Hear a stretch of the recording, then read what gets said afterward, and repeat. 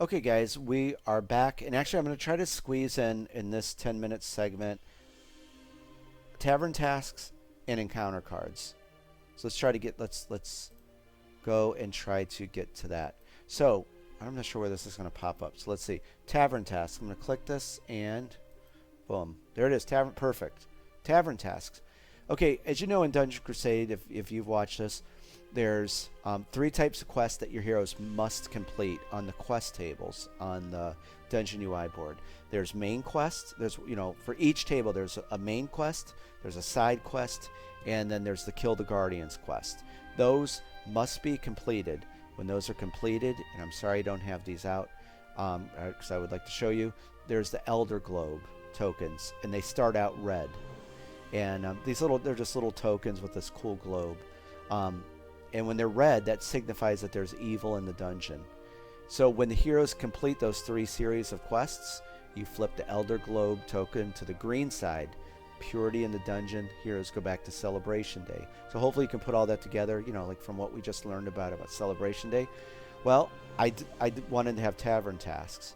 And David Shear, again, art of David Shear, very, very cool.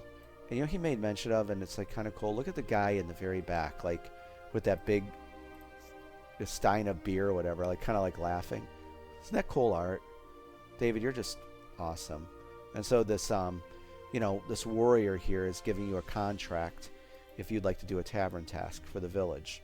So tavern tasks are completely optional. There's no penalty if you complete them. They're just it'll give you some bonus. Maybe gear, some gold, extra life force. Life force is like XP in the game that you can spend. So we're going to look at one here, and I'm going to touch base again with the Avalon Adventure board game. So, let's read the story, and then we'll get into that. First of all, this is Charcy Sibrai, and this tavern task is the Rise of the Crimson Tribe. As the heroes are exiting the tavern, they are met by Charcy Sibrai, a warrior within the Maidens of Witherbrook Forest. She asks them for their help in dealing with a gang of minions known as the Crimson Tribe. She will pay them 200 gold for each one they slay. The task: the heroes must slay minions that have a red base on their miniature. This task may be turned in on any celebration day, and the reward will be 200 gold for each minion to a maximum of 4. So they can kill 4 minions with red bases, and they can net 800 gold. And notice up here, all the tavern tasks will give you some life force. You can gain 4 life force for that. And that's what it costs on Celebration Day. You need 4 life force to level up. So that right there will pay for a hero to level up. And of course, quests and killing monsters, that gives you life force too. So real simple. The task is, when you see minions that will populate the dungeon, if you find them with red bases, go after them, because they're going to, this will give you 200 gold for each one you slay, up to a maximum of 4.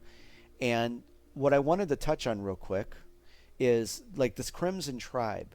Well, I already took the posters down, but in the land of Avalon, and definitely the Avalon Adventure board game, there's a ton of factions that I created. And again, one of the things why this game took so long, that I really developed the lore of this. Not too deep, not too short, but just the right amount to draw you into this. So you're going to learn about like this faction, the Crimson Tribe, during the Avalon Adventure board game. The quests you're going to do are going to maybe refer to this tribe in some way, shape, or form. So my point being is, like I talked in the other videos, it was to immerse the player in this whole experience. So you may go down during the Avalon Adventure board game down here into Mirkwood, the village, and they're going to be talking about the Crimson Tribe. So I hope you see where I'm going to. I just wanted to immerse you in, these different factions that are going to show up. And, there's a lot of it, too. And it was one of the reasons why the game took so long to, get finished, that I had to finish all the writing. And definitely, I guess I'm a perfectionist. I wanted to give you the best that I could. And I think you're going to really enjoy this. So anyway, Tavern Task, going back to that, because I want to get encounters out in the next few minutes. Totally optional. If you don't want to complete it, that's fine. If you do, well, you're going to get some cool stuff. Okay, we're going to churn that off. I'm digging this new format. I like how I can just scroll around, put stuff up, and you can look at it. Okay, I'm going to show you the phases of the game, even though you probably know these, I think. And this is from an old poster I grabbed. So for a full turn of Dungeon Crusade, or for one turn, it starts out with upkeep, encounter phase, guardian phase. That's when a guardian will spawn into the dungeon. Your heroes will act in the hero phase, and then the monster phase. That's when all of the minions and guardians will move in the dungeon. So what we're going to look at, though, is the encounter phase. And I loved writing these encounters.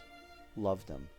So let's pop up this kind of wheel-ish thing right here. How do you like that? Came out pretty nifty. So, again, the art of David Shear. That's the encounter card. And I know we talked about these before, but I wanted to show you it in this format to hopefully... This is kind of, to me, it makes more sense now. Okay, there's 86 encounter cards in the game, okay? Down here, these are the interlude cards. There's 10 interlude cards out of the 86, so 10 of these. And there's different writings and sayings, like this one here. Just some flavor text. The path ahead starts out fairly well lit, but leads into ominous darkness not far ahead. So what you do is, you take your 10 interlude cards and you set them aside, and this throttles the encounter deck. Because, you know, when I was play testing this, you don't want to hit the player with an encounter every single turn. You want to give it, you know, just like a well-oiled machine. That's the best way I could put it. So the interlude cards kind of like give you a break, you know, like a little bit of pacing, and it works very nice. However, the main three encounter cards, you know, so basically when you take those 10 out, you're left with 76, and it's a even variety of environments, challenges. I love writing challenges, and events.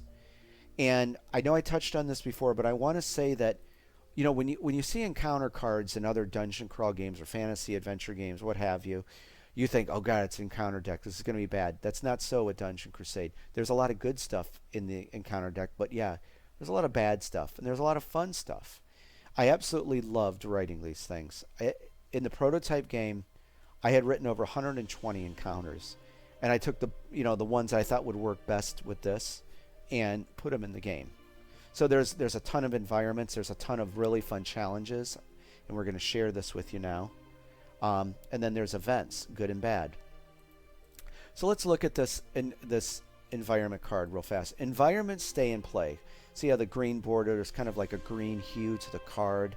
So this environment is a blood red moon has risen over the dungeon. It is the night of the undead.